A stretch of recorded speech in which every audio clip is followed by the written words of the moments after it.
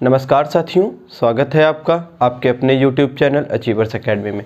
हम लोगों ने पिछली क्लास में देखा किस प्रकार से धन विधेयक पारित होता है और इसकी क्या प्रक्रिया होती है, इसके बारे में हम लोगों ने पूरी चर्चा कर ली थी। और धन विधेयक के बारे में बताया था कि एक लाइन आर्टिकल 110 से संबंधित कोई या सभी विषय धन विधेयक में आएंगे।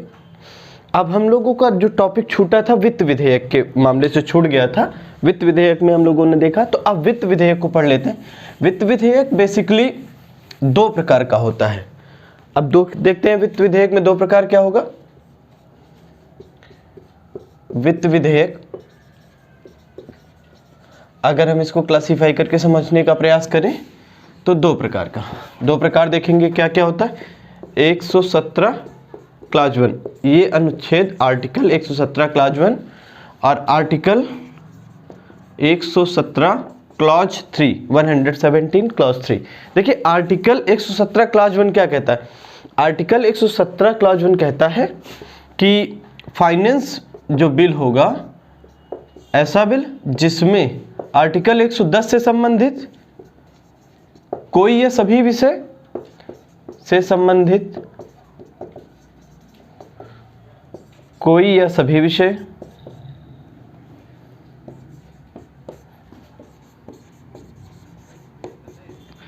विषय हों और इसके साथ साथ हम देखेंगे इसके बाहर का भी कोई विषय हो।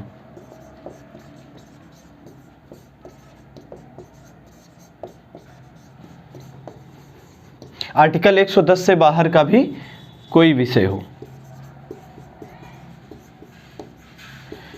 तो ये होता है हमारा फाइनेंस बिल। हम इसको कहें कि वित्त विधेयक प्रथम, अगर हम इसको क्लासिफिकेशन में देखें, जो आर्टिकल 117 क्लॉज 1 में दिया।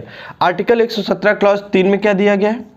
आर्टिकल 117 क्लॉज 3 क्या कहता है, जिसमें आर्टिकल 110 से संबंधित कोई विषय ना हो। आर्टिकल 110 से संबंधित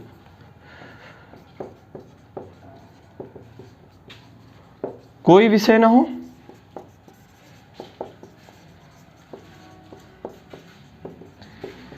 अब आर्टिकल 110 से संबंधित कोई ना विषय हो, लेकिन इसके साथ में देखेंगे कि भारत की संचित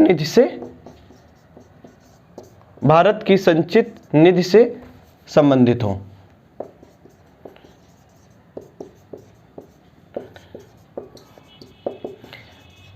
तो इस प्रकार के विधेयक को हम आर्टिकल 117 क्लॉज 3 के तहत फाइनेंस बिल 2 कहते हैं। मतलब यानी कि ये वित्त विधेयक 2, फाइनेंस बिल।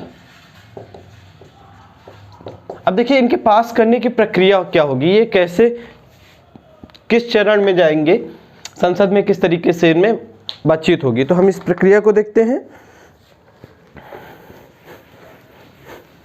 अब देखेंगे वित्त विधेयक जो है 1, जो आर्टिकल 110 से संबंधित कुछ या समस्त विषय रखता था और इसके साथ साथ इससे बाहर का भी कोई विषय रखता था, उससे संबंधित जो विधेयक होगा, यानी कि आर्टिकल 117 क्लॉज 1 के तहत जो वित्त विधेयक पारित होगा वो केवल लोकसभा में प्रस्तुत होगा। और लोकसभा में प्रस्तुत होगा, इसके साथ साथ हम देखेंगे कि राष्ट्रपति की जो सिफारिश आवश्यक होती है। तो आर्टिकल 117 क्लॉज 1 के तहत जो फाइनेंस बिल पारित होता है, वित्त विधेयक पारित होता है, उसकी प्रक्रिया ये होगी कि राष्ट्रपति की सिफारिश आवश्यक होगी। राष्ट्रपति की सिफारिश आवश्यक होगी। इसके साथ साथ हम बात करेंगे तो केवल लोकसभा में पारित होगा, यानी कि केवल लोकसभा में प्रस्तुत किया जाएगा।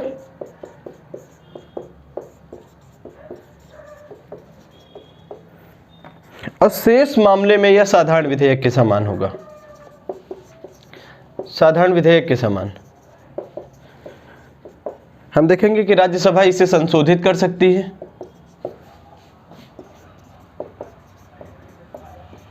संशोधित या अस्वीकृत कर सकती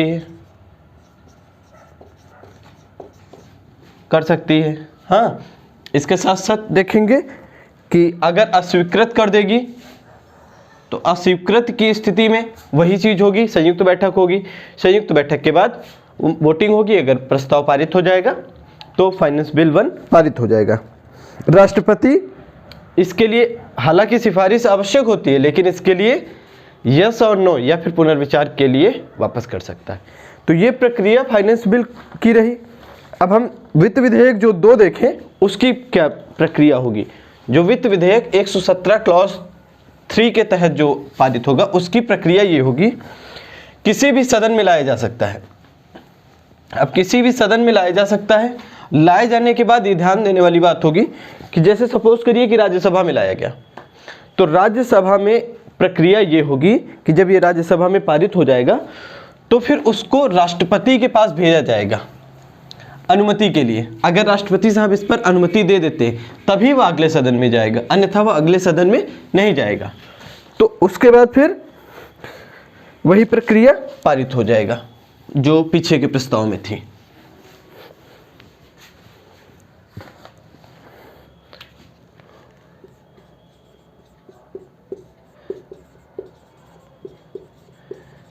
वित्त विधेयक तो हम बात करेंगे किसी भी सदन में लाया जाएगा, किसी भी सदन में लाया जाएगा।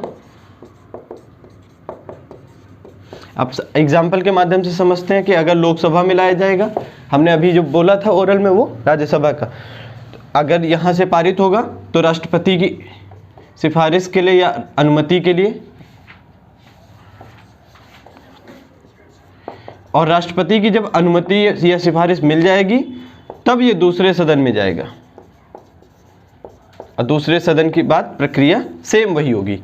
तो ये टॉपिक हमारा कल का शेष बच गया था। आज हम लोग इसके आगे का प्रारंभ करते हैं, विभिन्न प्रकार के प्रस्तावों के बारे में पढ़ते हैं। भारतीय पार्लियामेंट्री सिस्टम या इंडियन जो पार्लियामेंट्री सिस्टम है, संसदीय पद्धति में जो प्रस्ताव होते हैं एक प्रकार से वो किस तरीके के होते हैं हम देखते हैं। नाम सुना होगा आप सब लोगों ने, जैसे अविश्वास प्रस्ताव, विश्वास प्रस्ताव, निंदा प्रस्ताव, कटौती प्रस्ताव, ये इस तरीके की चीज़ें हम लोग यहाँ पर आज डिस्कस करेंगे। तो सबसे पहले हम डिस्कस करना प्रारंभ करते हैं विभिन्न प्रकार के प्रस्ताव में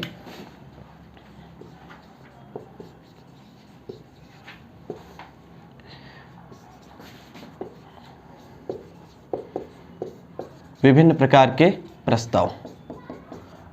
तो सबसे पहला हमारा जो इसका पोर्शन बनेगा वो अविश्वास प्रस्ताव।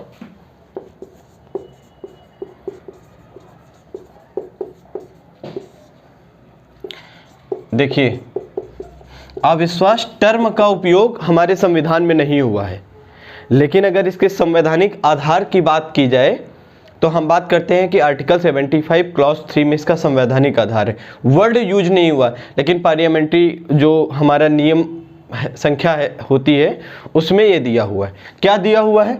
अविश्वास प्रस्ताव का मतलब होता है, ये देखिए समझते हैं तो केवल लोकसभा में लाया जाएगा। ध्यान दीजिएगा, राज्यसभा में नहीं लाया जाएगा, क्योंकि देखिए काउंसिल ऑफ मिनिस्टर जो होगी वो लोकसभा के प्रति उत्तरदायी होती है। ऐसा हम पीछे अनुच्छेदों में पढ़ चुके हैं। और यही काउंसिल ऑफ मिनिस्टर राष्ट्रपति को सलाह या सुझाव देती है, सहायता करती है। तो केवल लोकसभा में लाया जाएगा। अब लोकसभा में जब लाया जाएगा तो इसकी प्रक्रिया ये होगी कि एक सदस्य के द्वारा लाया जा सकता है, लेकिन ध्यान देने वाली बात होगी एक सदस्य द्वारा लाया जा सकता है,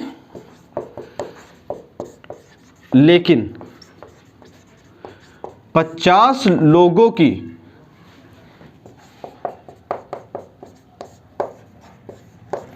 सहमति आवश्यक होनी चाहिए। अब ये प्रक्रिया क्या होगी?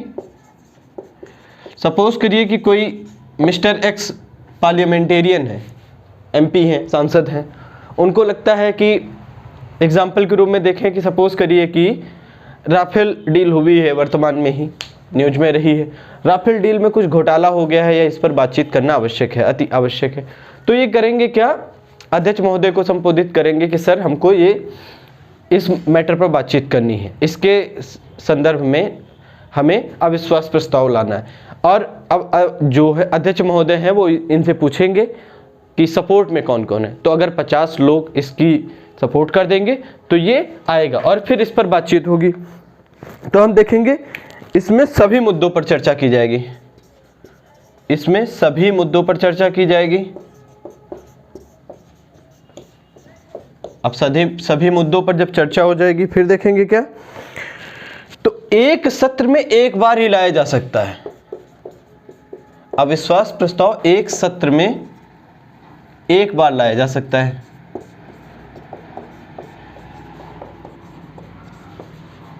एक बार लाया जा सकता है। ध्यान देने वाली बात है, केवल विपक्ष के द्वारा लाया जाएगा, विपक्ष के द्वारा लाया जाएगा। अब यहां पर विपक्ष भी समझ लेंगे हम लोग यहां पर कि विपक्ष क्या होता है। देखिए विपक्ष जो, देखिए हमारी पार्लियामेंट का स्ट्रक्चर पहले ही डिस्कस कर चुके हैं। अब हम मान लीजिए कि सदन ले लेते हैं लोकसभा, तो देखिए लोकसभा में केवल एक दल के सदस्य नहीं होते हैं, उसमें अब भारतीय जो व्यवस्था है, संसदीय व्यवस्था, उसमें मल्टी पार्टी सिस्टम पाया जाता है। सपा, बसपा, कांग्रेस और सीपीआई, तृणमूल कांग्रेस, ये सब जो होते हैं इस तरीके के दल पाए जाते हैं। तो इनकी जो सदन में उपस्थिति होती है किस तरीके से होती है, तो हम इसको देखने का प्रयास करते हैं।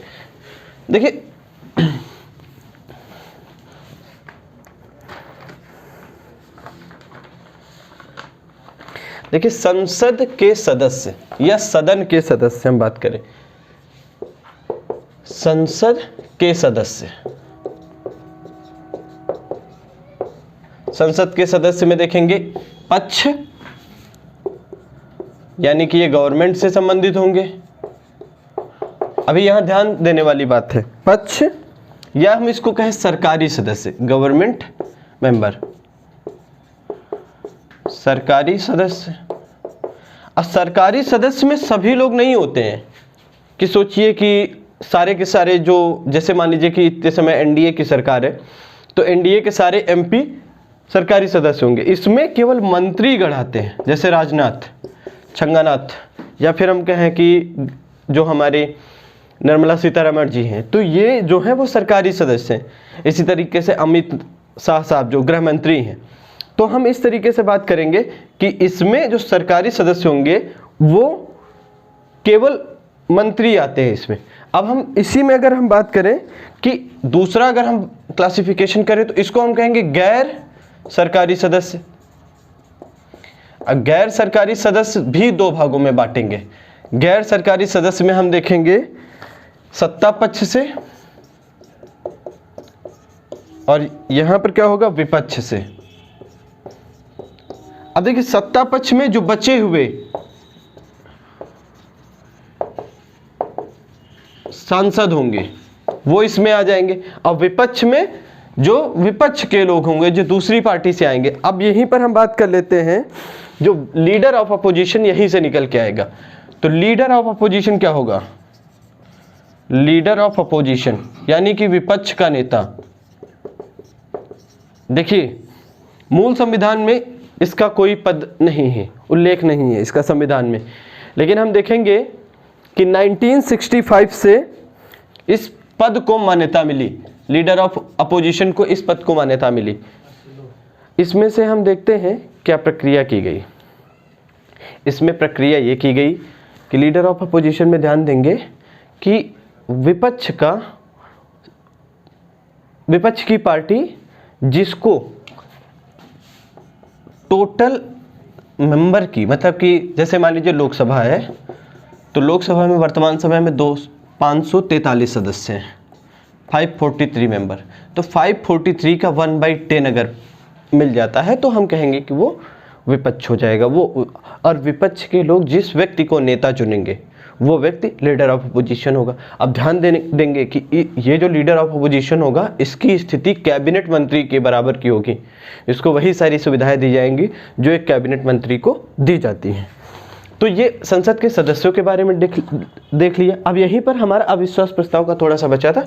अविश्वास प्रस्ताव देखेंगे कि इसकी जो सिस्टम बचता है, अगर अविश्वास प्रस्ताव के द्वारा लोकसभा जो है वो काउंसिल ऑफ मिनिस्टर में अविश्वास व्यक्त करती है, और अगर ये प्रस्ताव पारित हो जाएगा, अगर प्रस्ताव पारित तब क्या होगा, स्थिति ये हो जाएगी कि जो काउंसिल ऑफ मिनिस्टर होगी उसको त्यागपत्र देना पड़ेगा।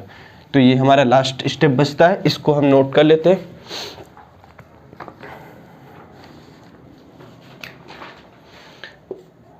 अविश्वास प्रस्ताव के द्वारा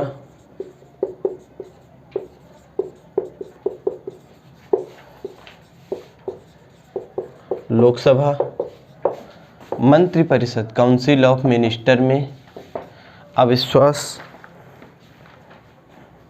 या काउंसिल ऑफ मिनिस्टर की बहुमत का परीक्षण करती है, बहुमत का परीक्षण करती है। और अगर काउंसिल ऑफ मिनिस्टर बहुमत साबित करने में फेल हो जाता है तब इसको त्यागपत्र देना पड़ेगा, काउंसिल ऑफ मिनिस्टर को त्यागपत्र देना पड़ेगा। तो ये हमारा अविश्वास प्रस्ताव रहा। हम लोगों ने इसके बारे में बहुत डिटेल से सीखने का प्रयास किया। अब हम इसके बाद देखते हैं विश्वास प्रस्ताव क्या होता है।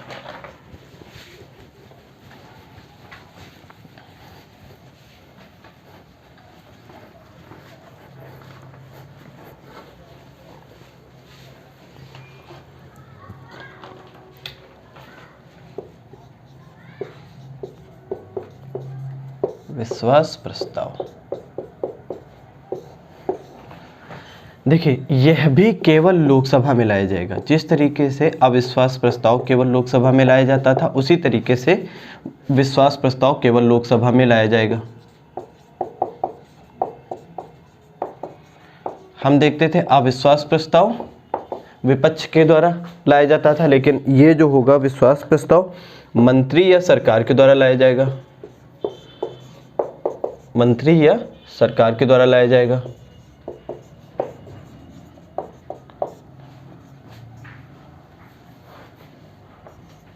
मंत्री या सरकार द्वारा लाया जाएगा। इसके साथ साथ देखेंगे विश्वास प्रस्ताव के द्वारा क्या किया जाता है। विश्वास प्रस्ताव के द्वारा लोकसभा में काउंसिल ऑफ मिनिस्टर के बहुमत का परीक्षण किया जाता है, परीक्षण किया जाता है।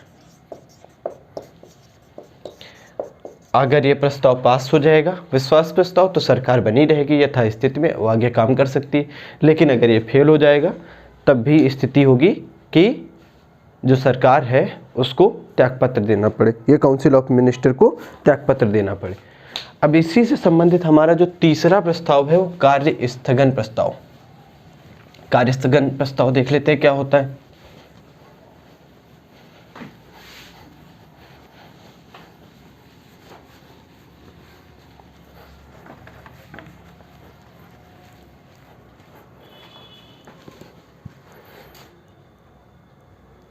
देखिए कार्य स्थगन प्रस्ताव ऐसा प्रस्ताव होता है,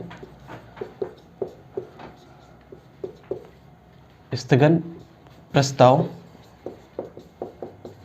हम इसके बारे में पहले चर्चा कर लेते हैं। कार्य स्थगन प्रस्ताव ऐसा प्रस्ताव होता है जिसमें तत्कालिक महत्व के किसी विषय पर चर्चा करने के लिए कहा जाता है। देखिए ये वास्तविकता में एक सदस्य के द्वारा लाया जाता है, लेकिन इसमें भी 50 सदस्यों के द्वारा सहमति आवश्यक होती है। जब सहमति अब मिल जाएगी तो हम देखेंगे कि तत्कालिक जो विषय होगा जो अति महत्वपूर्ण होगा उसके ऊपर चर्चा की जाएगी, यानी कि काम रोको प्रस्ताव। हम देखते हैं इसमें क्या होती है। ये लोकसभा में लाया जाता है, केवल लोकसभा में लाया जाएगा।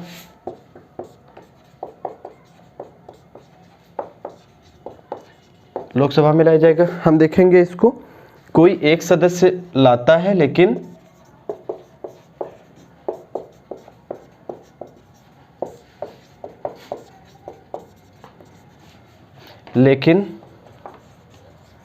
हम बात करेंगे कि चर्चा प्रारंभ करने के लिए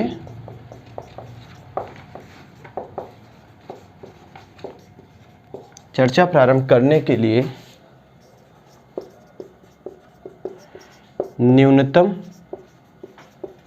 50 सदस्यों का समर्थन आवश्यक, समर्थन आवश्यक होगा। आप सपोज करिए कि ये भी हो गया, सदस्यों का समर्थन हो जाएगा, तो हम देखेंगे ये साधारण बहुमत से पारित होगा।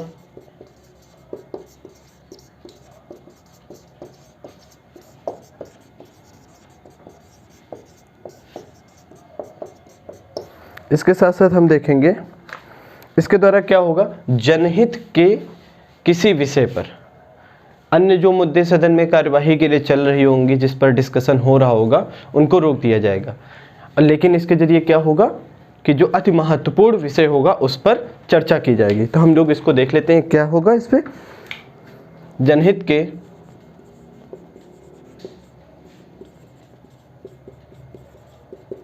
तत्कालिक महत्व के विषय पर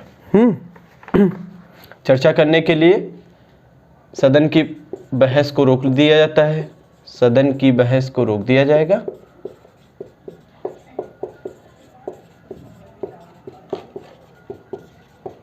और इस विषय पर चर्चा की जाएगी। अब सपोज करिए कि ये इस तरीके का हमारी पार्लियामेंट्री सिस्टम है। इसके साथ साथ हम देखेंगे कि ये कार्यस्थगन प्रस्ताव हो गई। अब हम यहीं पर डिस्कस कर लेते हैं निंदा प्रस्ताव।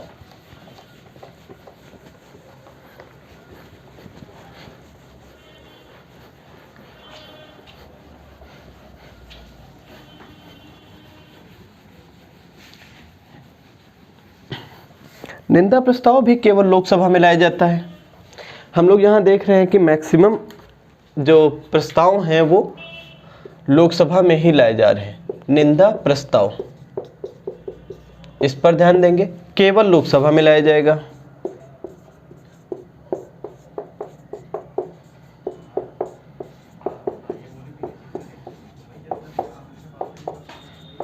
अब इसमें देखेंगे मंत्री, यानी कि किसी एक मंत्री, मंत्री या मंत्री परिषद के विरुद्ध लाया जाएगा। लेकिन ध्यान देने वाली बात होती है यहाँ पर कि इसके द्वारा अगर ये प्रस्ताव पारित भी हो जाता है तभी भी यहाँ पर त्यागपत्र देना आवश्यक नहीं होता है या बाध्यकारी नहीं है। त्यागपत्र देना बाध्यकारी नहीं, तो ये कुछ बाध्यकारी नहीं। ये निंदा प्रस्ताव की बात रही। अब यहीं पर हम बात कर लेते हैं एक और ध्यानाकर्षण प्रस्ताव की। ध्यानाकर्षण प्रस्ताव क्या होता है?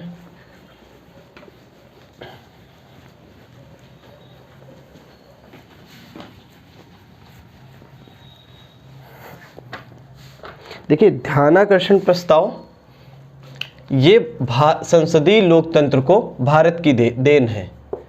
ध्यानाकर्षण प्रस्ताव ये हमने कहीं से लिया नहीं है, ये संसदीय लोकतंत्र को, यह संसदीय लोकतंत्र को भारत की देन है।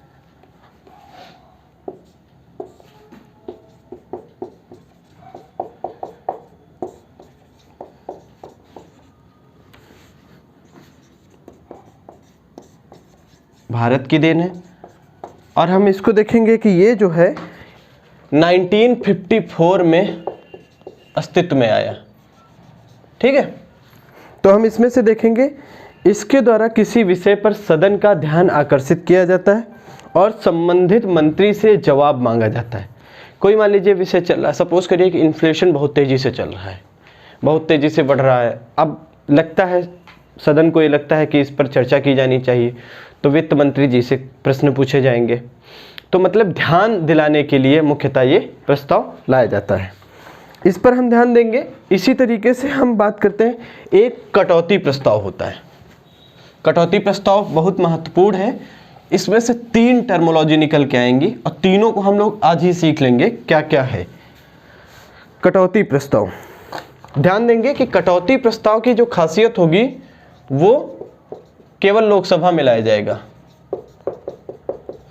कटौती प्रस्ताव हम देखेंगे। पहले कटौती प्रस्ताव की एक जो समेकित कुछ कॉमन इश्यूज होते हैं उनको ले लेते हैं सबसे पहले।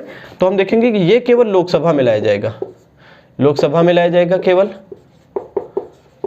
यहाँ पर केवल बोल रहे हैं, आप लोग ध्यान से लिख लीजिएगा, केवल लोकसभा में लाया जाता है।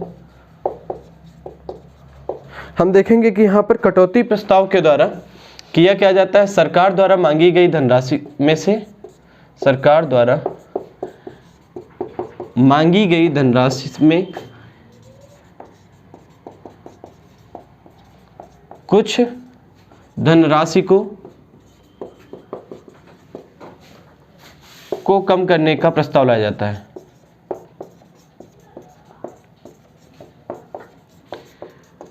अब मान लीजिए सरकार कोई नीति स्कीम लाई,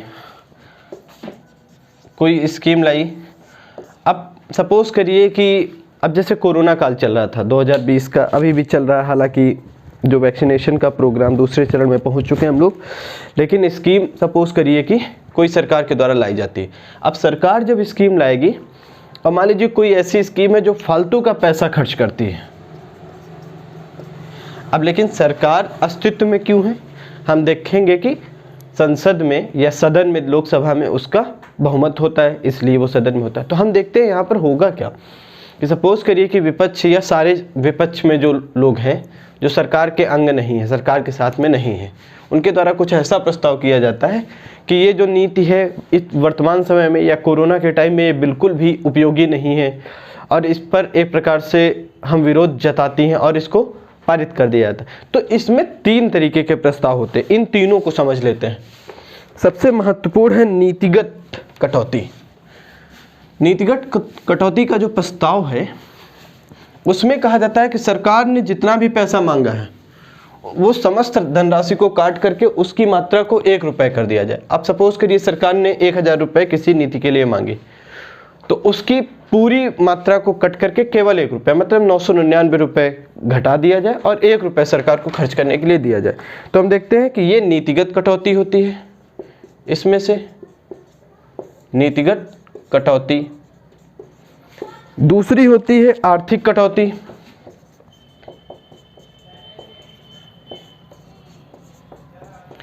आर्थिक कटौती। और तीसरी जो होती है वो सांकेतिक कटौती।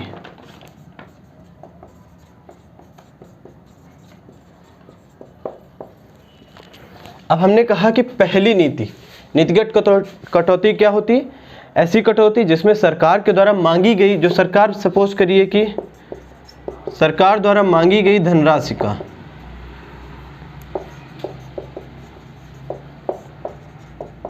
कम करके कितना कर दिया जाए, 1 रुपया कर दिया जाए।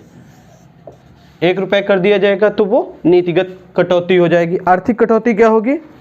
आर्थिक कटौती देखिए बेसिकली होता क्या है, इसमें क्या होता है, मितव्ययता स्थापित करना।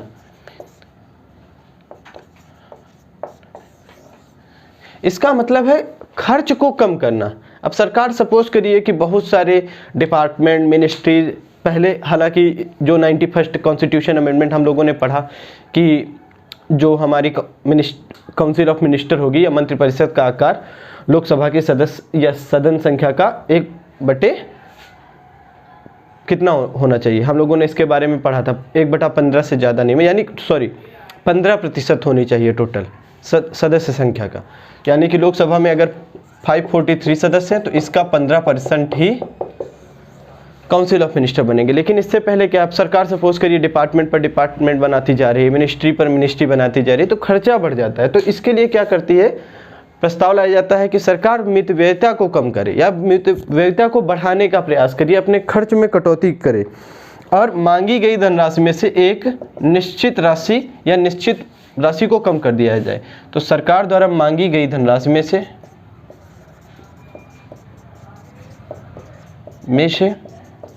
एक निश्चित